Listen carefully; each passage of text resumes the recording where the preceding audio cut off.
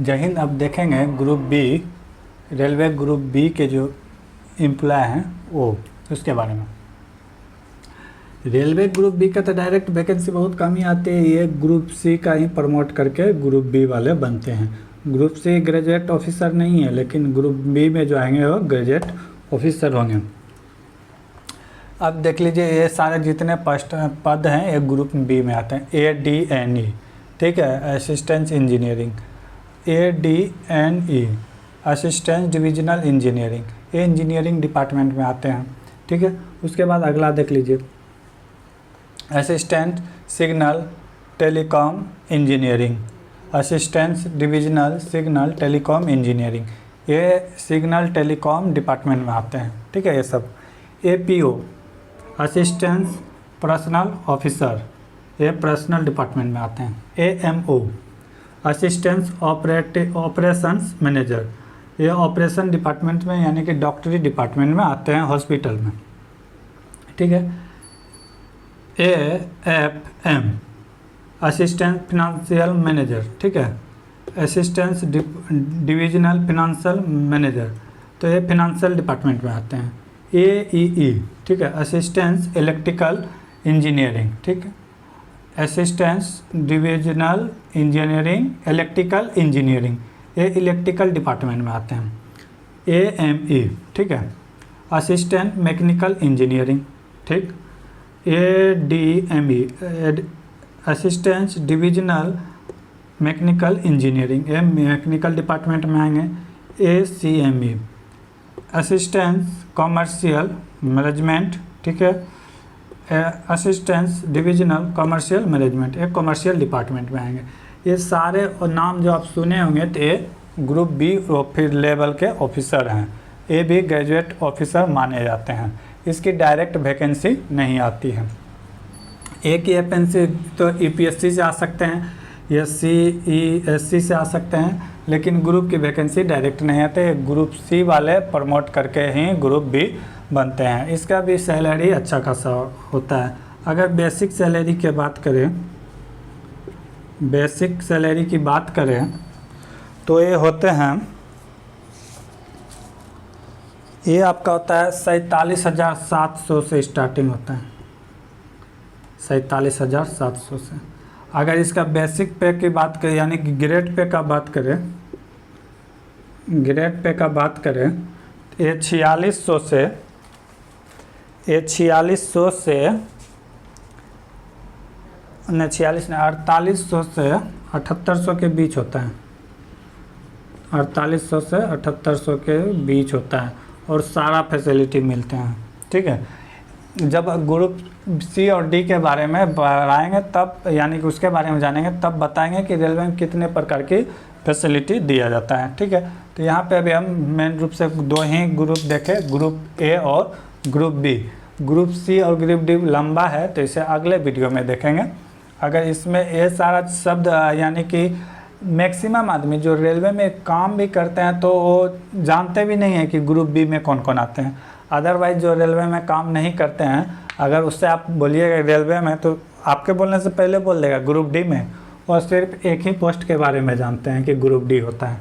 लेकिन group A भी होता है, बी भी होता है, सी भी होता है, डी भी होता है, ठीक है। ग्रुप डी शब्द अब हटा दिया गया है, लेकिन सारा फैसिलिटी वही है, सिर्फ ग्रुप सी में मर्ज कर दिया गया है। ग्रुप डी सुनने में अच्छा नहीं लगता था, इसीलिए फिलहाल में ग्रुप डी को हटा के ग्रुप सी में मर्ज किया गया है, लेकिन सारा फैसिलिटी जो ग्रुप डी वाले को था वही है। तो ये हम देखें ग्रुप ए और ग्रुप बी। अगले क्लास में देखेंगे ग्रुप सी और ग्रुप डी के बारे में फुल डिटेल्स, ठीक है। ये आम आदमी के बस के बात नहीं होता है, जो 12th पास किए वो सब के बस की बात नहीं है। UPSC के लिए कम से कम ग्रेजुएट चाहिए। अगर आप CESC से आ रहे हैं तो BTech होल्डर होना चाहिए। अगर आप इधर से आ रहे हैं तो ग्रुप सी में प्रमोट करके ही जाएंगे। तो ये दोनों पोस्ट बहुत कम फेमस है, इसमें सीट भी बहुत कम रहता है, ऑफिसर रैंक के आते हैं ये। लेकिन ग्रुप सी और ग्रुप डी के बारे में ज़्यादा आदमी जानते हैं क्योंकि वो फेमस पोस्ट है, बहुत सारा वैकेंसी भी आते हैं, ठीक है। फिर अगले क्लास में इससे आगे देखेंगे।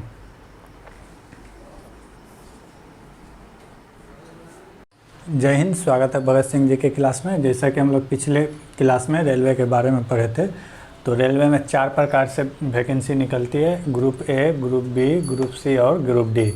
4 प्रकार के आदमी का से पूरी रेल चलता है, बांटा गया है group A, group B, group C, group D में।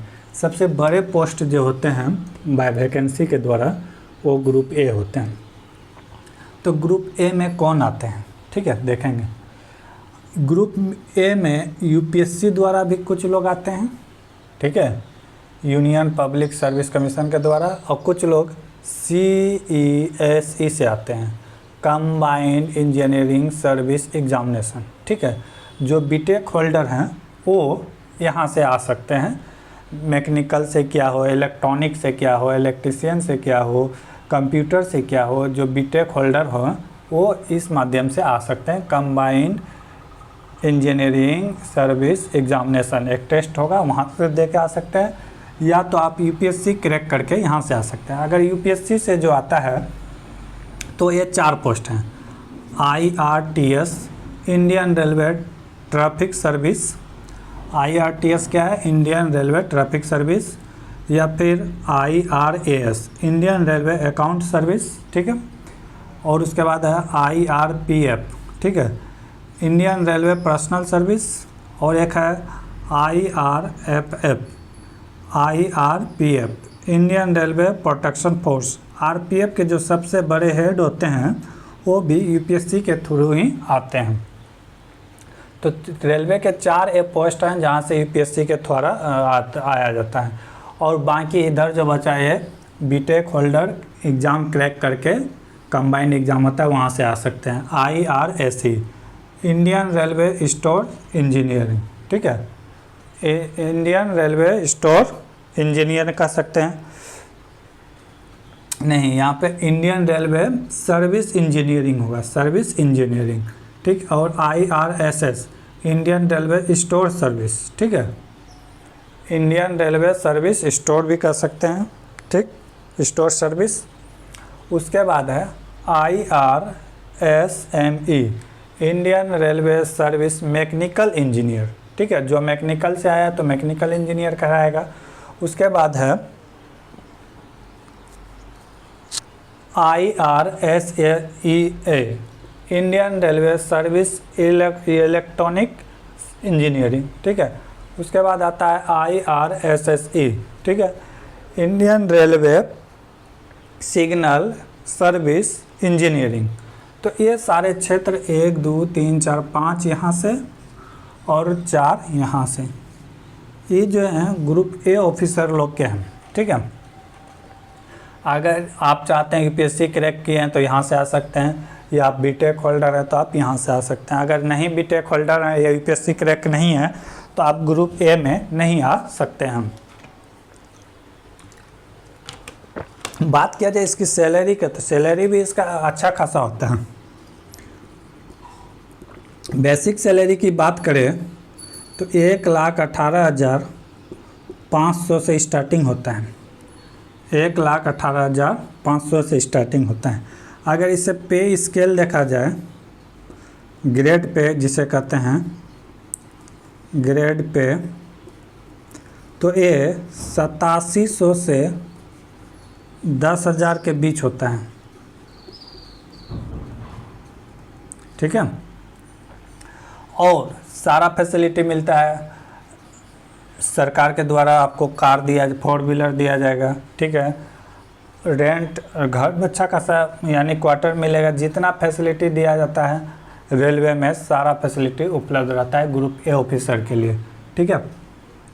तो समझ गए ग्रुप ए ऑफिसर कहाँ से आते हैं, या तो यूपीएससी क्रैक करके आएंगे, या बीटेक होल्डर हैं तो combined engineering service examination crack करके वहाँ से आएंगे, या फिर यूपीएससी से करके आएंगे। अगर कोई यूपीएससी से आए हैं तो क्या रहेंगे, IRTS IRAS उसके गाड़ी के आगे लिखा होगा, ठीक है।